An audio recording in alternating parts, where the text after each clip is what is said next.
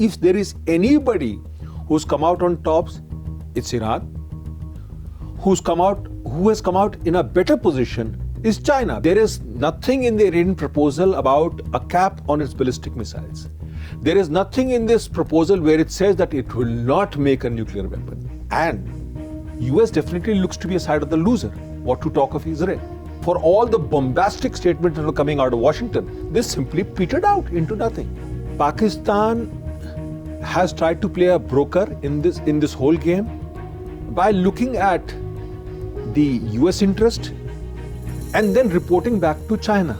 It was said that the draft tweet for Prime Minister Sharif. Obviously, that means the entire exercise has been orchestrated. The Gulf countries were collateral damage and they hardly could retaliate to Iran. The Gulf countries will have to think twice before they even look at US now, because their security has not been taken care of. One is not too sure whether the peace will hold after 2 weeks.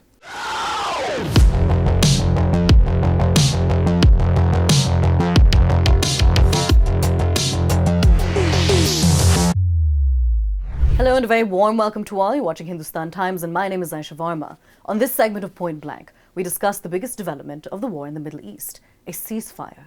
Announced by the US President Donald Trump, agreed to by Iran after reported pressure from China. Let's head over to HT's executive editor, Mr. Shishir Gupta, to understand the latest. Sir, namaskar.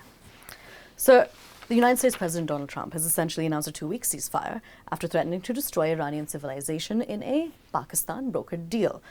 Who is the winner in this 40-day war until now? After 40 days of war, if you look at it, when we talk about a winner, I think I can better explain as to who has lost in it. Okay? Iran has been reduced to a rubble, right? UAE has been hit. Saudi Arabia has been hit. Kuwait has been hit. Iraq has been hit. Bahrain has been hit, right? The global economy has been hit. The global markets have crashed, right? Trillions of dollars of weapon and equipment has been used, right? The oil prices have shot up, right? Basically, there is hardly anybody who comes up as a winner. The US started by saying that there would be a regime change, right? Now we are talking about that Iran will ensure that the freedom of navigation will be allowed in the Persian Gulf and the Strait of Hormuz after paying a toll of $2 million, which will be shared between Iran and Oman. What to talk about UAE, what to talk about Saudi Arabia, what to talk about Iraq, what to talk about Kuwait. So, the military objective has been changed. Now, if you look at that, now what else has happened is that Iran, after 40 days of war and 40 days of being pulverized by both Israel and US, still stands. It continued to fire missiles even after the so-called ceasefire was announced by President Donald Trump. Now, if you look at other players in the entire vicinity, the Gulf countries were collateral damage and they hardly could retaliate to Iran. So seriously, what has happened is, it's basically a stalemate, nothing more than that. And you can justify anything by saying, the US President Donald Trump said that, actually his military objective had been achieved. No, the goalpost has been changed now. Earlier it was a regime change. Earlier it was that they would want the enriched uranium to be handed over to IAEA. No longer that is the case.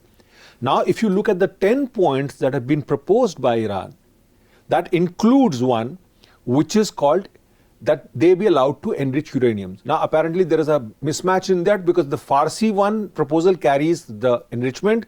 The English proposal does not carry that. I'm told that is the way it is. So, Iran continues to stand. There is no regime change over there. The hardline Shia Islamist regime is still on ground. So, what has happened? Nothing really has happened. Seriously, we are back to square one. And in this game, if there is any winner in this whole game, it is Iran. Because Iran is still standing up after getting pulverized by US and Israel. Who's the loser? Definitely the Gulf countries, the UAE. I mean, UAE has been targeted by multiple 520 ballistic missiles, some 2,000 odd drones, kamikaze drones. And the global economy has taken a toss. All because somebody could not achieve what it had been stated as a military objective when the war started. And if you look at it, if you look at the role of Pakistan in this. Now, Pakistan has been always a convenient player for US. And if you look at the boo-boo that has happened, where, you had a tweet where it was said that the draft tweet for Prime Minister Sharif. Obviously, that means the entire exercise has been orchestrated. You had President Donald Trump first threatening to blow up the entire Sumerian civilization or the Persian Empire, and then suddenly, 2 hours before he decides to go for the strike, he calls it off by saying that there is a 2-week ceasefire which will be negotiated in Pakistan on Friday. So, I mean, no, you can't just justify anything in this. And if there is anybody who's come out on tops, it's Iran.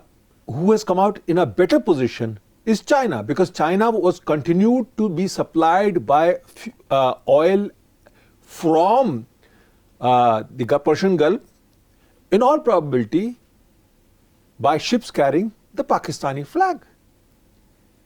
And Pakistan and Iran have a very tumultuous relationship. Pakistan has been looking after Iranian interest in Washington through its embassy. The relationship is quite tumultuous in the sense that Iran had actually fired ballistic missiles in Pakistan's Balochistan province against what it called were Sunni terrorist groups operating in the Sistan province of Iran. Right? Pakistan has tried to play a broker in this whole game by looking at the US interest and then reporting back to China. Its foreign minister had gone to China. Now, here is this country which cannot even mediate a ceasefire with its immediate neighbor, Afghanistan. But it is actually dealing between two powers, that is Iran and the US. So, I mean, it's a much more messier game than what it appears to be, because all you are seeing is what the Western narrative is or what the Iranian narrative is. We do not know how the pilot was rescued. I mean, this whole Rambo game can be played out. And we are now old enough to understand how the Western narrative works. And we are quite old enough to understand how the Iranian narrative works. I mean, there is no independent view on this as to what really happened at that point of time. So I am not too sure as to what really has happened. And if the entire game was on the Strait of Hormuz or on the Persian Gulf, that this was not what the stated objective for the war was. The war was to ensure the nuclear emasculation of Iran. That has not been achieved. So seriously, I think nobody is in a winner this, and US definitely looks to be a side of the loser. What to talk of Israel? So what are the upsides and downsides of this deal? See, as far, I would take it from the point of view of India. Okay. Now, as far as this goes, that the oil prices will reduce, which will help India's energy security, which will help global energy security, because today the Brent crude has gone down to $94 a barrel from $109 a barrel. Now, one is that. Second thing is that, the gas supplies, the LNG, the LPG supplies will all resume. The Middle East will become more stable, and, the markets will go up, and there would be generally a recovery of the economy, which has taken a huge bashing for the past 40 days because there were two sides which are out to prove a point, right? But look at the downside of it. The downside is that you have, if US agrees to the Iranian proposal, which is that it will allow Iran to dominate the Persian Gulf and the Strait of Hormuz, then it's basically conceded that position to Iran. So what happens to Saudi Arabia? What happens to UAE? I mean, they were the people who've been suffering the maximum. So basically, the Gulf countries will have to think twice before they even look at US now, because their security has not been taken care of. Now, you have Pakistan, who has the cheek to tell the world. There is this former minister, Mushahid Hussain, who says that, that UAE has been funding Pakistan because Pakistan takes care of its military interest. I mean, so what you are seeing is that Pakistan will suddenly, become the Muslim NATO leader of the entire region. Something which is not absolutely conducive to either the Middle East or the Gulf countries. So there are a lot of downsides in this. The only upside is that the economy will recover. The only upside is that the global energy security will be taken care of. But you have a bunch of downsides, and here in this, Gulf has been a collateral damage, and there is no guarantees that Iran will not attack again after 2 weeks. I mean, there is nothing in the Iranian proposal about a cap on its ballistic missiles. There is nothing in this proposal where it says that it will not make a nuclear weapon. There is nothing in this proposal where it says anything that you demanded, that you will hand over enriched uranium to IAEA. So I don't see how US is a gainer. What you are seeing is it's just back to square one. And after losing trillions of dollars, and after thousands of innocents' lives being lost, or thousands of lives being lost. Sir, what exactly is in it for Pakistan, as the broker acknowledged by the US President Trump? And did US or Israel achieve their war objectives of regime change? See, first of all, about Pakistan. Pakistan has always been used by US as a convenient tool. Even during the Taliban Doha rounds, it was being used by both US and UK to basically as a messenger to Taliban. In this, you come to this war, what you see is that Pakistan has been a convenient messenger. So Pakistan has been giving messages to Iran. Then the next stage is the mediation. And then the final stage is the negotiation. That's how a deal is brokered in the entire thing. Now, what has happened is that Pakistan has multiple problems in this. One is that Pakistan needed this war to be over for its own energy security needs. You look at the way the prices have shot up in Pakistan. Pakistan was the first one to ration petrol and diesel. You look at Pakistan economy is in dire straits. Pakistan needed that. But Pakistan also had a very serious internal problem. Pakistan is now a defense partner of Sunni Saudi Arabia. Pakistan has been a major non-NATO defense ally of US since 2004. So Pakistan, there was a whole bunch of contradictions, considering that the Shia population in Pakistan is second to only Iran in the world. So there was a lot of sectarian problems that were happening within the country. I mean, you had Asim Muni telling the Shia clerics that if they were so interested in Iran, they could go to Iran.